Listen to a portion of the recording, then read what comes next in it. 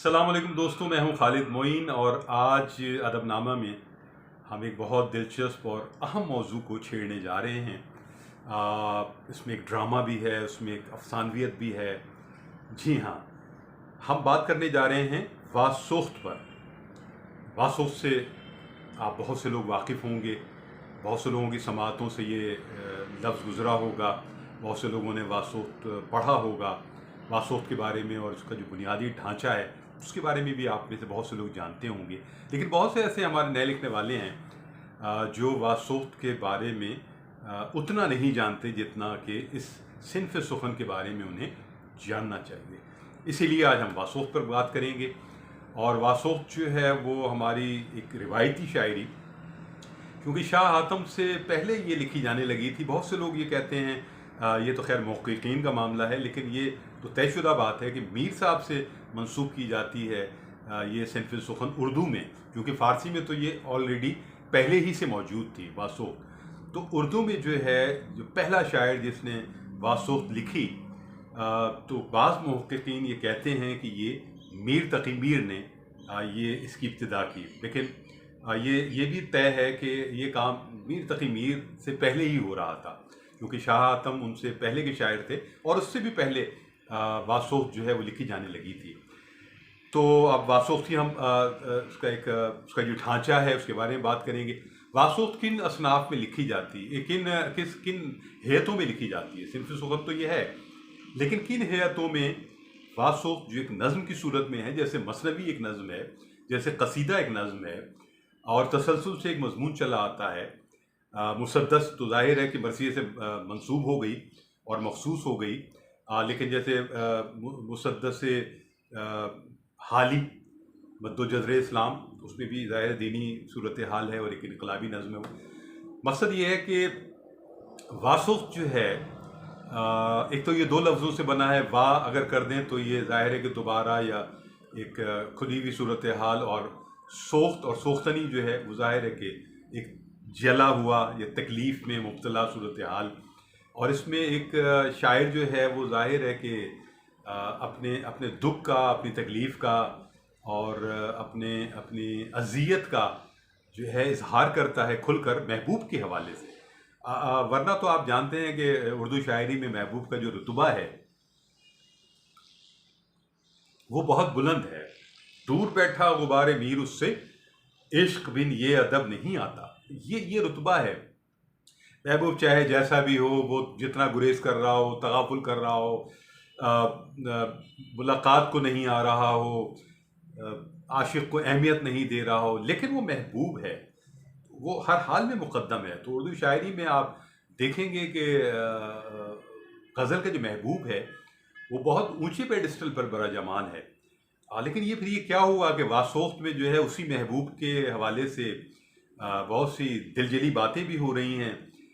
उसे उसे डराया भी जा रहा है, उसे धमकाया भी जा रहा है। जी हाँ, तो मैं इसको बताता हूँ कि ये जो हैत है वासोख्त की, जो मुस्तमिल रही है, वो है आम तौर पर मुसद्दस या मुसम्मन। लेकिन मुसद्दस ज़्यादा एक ऐसी हैत है जिसमें बहुत ज़्यादा वासोख्त लिखी गई है। अब वासोख्त जो है उसका स्ट्रक्चर जो है उसमें तरजीह बंद में भी, तरकीब बंद में भी और गज़ल में भी वासोख्त लिखी जाती रही है। तो वासोख्त जो है उसका स्ट्रक्चर तो मैंने आपको बताया, लेकिन वो जो मौज़ूआती सतह है वो ज़्यादा दिलचस्प है और इसमें एक पूरा अफसानवी जो है माहौल क्रिएट करता है शायर, एक पूरा ड्रामा करता है। कैसे? मसलन ये है कि वो अब जो इसका स्ट्रक्चर है हैत के अलावा वो ये है कि शायर पहले इब्तिदा में वासोख्त में वो इजहार करता है अपने इश्क की सरबुलंदी का, और जो कैफियत है और जज्ब है अपने महबूब के साथ, उसका इजहार वो करता है वासोख्त में, उसकी इब्तिदा करता है वहाँ से। और दूसरे मरहले पर वो अपने महबूब का सरापा बयान करता है, उसके हुस्न की तारीफ़ करता है, उसकी शख्सियत की तारीफ़ करता है, उसके हुस्न जमाल का जिस तरह वो गर्विदा है उसका इजहार करता है, और बताता है कि वो जो है अपने महबूब को क्या समझता है और कितनी बुलंदियों पर समझता है। और हुस्न जमाल के जो किस्से सुनाता है वो, और कुर्बतों के किस्से सुनाता है, विसालिया कैफियत बयान करता है। तो ये जो बड़े मज़े की बात है कि और उसके बाद फिर वहाँ से गुरेज भी आता है। यानी आपका पहला इश्क आपने बयान किया, अपना वाबस्तगी बयान की, अपनी दीवानगी बयान की, फिर महबूब का सरापा बयान किया, और उसके बाद एक ड्रामा शुरू होता है जिसमें वो महबूब की बेवफाई की बात करता है। जी हाँ, वो खुले खुले अल्फाज में महबूब की बेवफाई पर ताना जन होता है, और जली कटी बातें भी सुनाता है, और बहुत कुछ वो करता है जो उसके दिल में है, और उसको लगता है कि ये इस तरह जो है वो अपनी भड़ास निकाल सकता है। ये है वासोख्त असल में। ये जो सोख्तनी वाली कैफियत है वो यहाँ आती है कि वो किस तरह जो है महबूब को बुरा भला कह रहा है। वो महबूब जो कभी उसके सराखों पर है, वो महबूब जिसका सरापा भी उसने बयान किया है, उसी महबूब के बारे में अब वो जली कटी बातें कर रहा है, और उसकी बेवफाई के किस्से बयान कर रहा है, और वो सब कुछ बयान कर रहा है जो उसके दिल में है, जो उसने देखा है, जो उसने समझा है, जो उसने एक्सपीरियंस किया है। और उसके बाद फिर वो एक और ड्रामा शुरू होता है वासोख्त में, और वो है ये कि उसके बाद शायर एक फर्जी महबूब ले आता है। जी हाँ, शायर एक फर्जी महबूब क्रिएट कर लेता है, और अपने महबूब को फिर वो बताता है, जलाता है, और दिखाता है कि जैसे मैंने तुमसे मोहब्बत की, मैंने तुम्हें टूट कर चाहा, तो अब ये एक और महबूब है मेरे सामने, और अगर तुम पलट कर नहीं आए, और तुमने रजू नहीं किया, और तुमने अपनी उन हरकतों और उन बातों से गुरेज नहीं किया जिसने मुझे तकलीफ़ पहुंचाई है, तो फिर मैं इस महबूब के साथ रहूँगा, उस महबूब को अपनाऊँगा, उस महबूब को उन बुलंदियों पर पहुंचाऊँगा जिन बुलंदियों पर मैंने तुम्हें पहुंचाया है। जी हाँ, ये वो धमकियाँ हैं, ये वो अलार्मिंग सूरत हाल है जो शायर वासोख्त में पैदा करता है, और ये बहुत दिलचस्प सूरत हाल होती है। और इसके बाद जो है वो एंड जो है वो हैप्पी एंड है। हैप्पी एंड इस तरह है कि महबूब जो है वो ये सब बातें सुनता है और समझता है, और उसे लगता है कि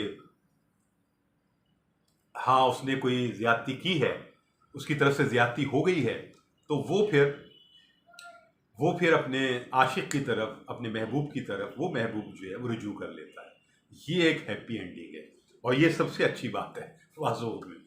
तो वासोख्त में जो है वो जाहिर है कि अब जदीद गज़ल में, अच्छा, क्योंकि गज़ल में भी वासोख्त लिखा जाता है, वासोख्त लिखी जाती है, तो क्या जदीद गज़ल में भी वासोख्त लिखी जा रही है? तो मेरा ख़्याल है कि ऐसा है कि जदीद गज़ल में भी वासोख्त का तजर्बा हो रहा है, और वो ऐसी बहुत सी बातें जो शायर जो है जिसके लिए मसनवी का सहारा लेता था, अब वो ये सिनफ़ सुख़न जो वासोख्त है वो लिखी जा रही है जदीद गज़ल में। हाँ, उसके शेड्स आते हैं। एक साहब ने, तो उनका नाम राशिद था, वो स्टील मिल में जॉब करते थे, उन्होंने पूरी किताब वासोख्त ही नाम रखा था उन्होंने, और वासोख्त में गज़लें थीं, और वो सारी गज़लें उसी तरह जली कटी थी। एक बहुत गाना है बड़ा मशहूर, इंडिया का, जो रफ़ी साहब ने गाया है कि मेरे दुश्मन तो मेरी दोस्ती को तरसे। तो ये जो पूरा गाना है, ये नगमा है, जो गीत है, ये भी वासोख्त है, क्योंकि इसमें जो है बहुत बुरा भला भी कहा गया है महबूब को, और वो फिल्माया भी कुछ इसी तरह गया है। मकसद आपको समझाना है कि वासोख्त क्या है। अगर रेहाना रूही ने ये कहा कि अगर मैं डूबी उसे साथ लेके डूबूंगी, अगर मैं डूबी उसे साथ लेके डूबूंगी, मोहब्बतों में भी सफ़ाक होना पड़ता है। ये वासोख्त की जदीद गज़ल में एक हल्का सा शेड है, जहाँ महबूब को आप धमका भी रहे हैं, उसके डरा भी रहे हैं। इसी तरह डॉक्टर अमरी हसीब अंबर के दो शेर हैं कि तू मसीहा न बना, हमने भी ख्वाहिश नहीं की, अपनी शर्तों पे जिए, उससे गुजारिश नहीं की। अब के हमने भी दिया तर्क ताल्लुक़ का जवाब, होंठ खामोश रहे, होंठ खामोश रहे, आँख ने बारिश नहीं की। तो ये जो एक रिवायती महबूब है गज़ल का, वो एक नए ज़ाविये से सामने आता है यहाँ, और इसमें वासोख्त के शेड्स जो हैं मौजूद हैं। मैंने भी कुछ गज़लें या कुछ अशार ऐसे ज़रूर कहे हैं जिसमें वासोख्त की कैफियत है, और उसमें कुछ मैं आपको ये सुनाता हूँ कि हिसारे इश्क से बाहर खिराम करते हुए हिसारे इश्क से बाहर खिराम करते हुए कहीं मिला तो हमें याद तक ना आएगा। हिसारे इश्क से बाहर खिराम करते हुए कहीं मिला तो हमें याद तक ना आएगा। ये है, और इस तरह के बहुत से शेर हैं, और बहुत से जो जदीद गज़ल लिखने वाले हैं उन सब के यहाँ ये शेर जो हैं वासोख्त के, सिनफ़ सुखन वासोख्त के शेर जो हैं आपको नज़र आएंगे। तो ये एक बड़े मज़े का मौजू रहा है और यकीनन आप इसे पसंद करेंगे। आखिर में उम्मीद फ़ाज़ली का एक शेर मैं आपको सुनाते हुए इजाज़त चाहूँगा। उम्मीद फ़ाज़ली बहुत ज़बरदस्त शायर रहे, गज़ल की भी बहुत उम्दा शायर, मरसिया निगारी की बहुत उम्दा शायर, और कराची की शायरी में उनका एक बड़ा असर रहा है। उनका एक शेर है कि आसमां से जो फरिश्ते भी उतारे जाएं, आसमां से जो फरिश्ते भी उतारे जाएं, वो भी इस दौर में सच बोलें तो मारे जाएं, वो भी इस दौर में सच बोलें तो मारे जाएं। तो खालिद मोइन को इजाज़त दीजिए। अपना और अपने अहबाब का ख्याल रखिए। शेर व पाइंदाबाद, पाकिस्तान जिंदाबाद। खुदा हाफिज़ व नासिर।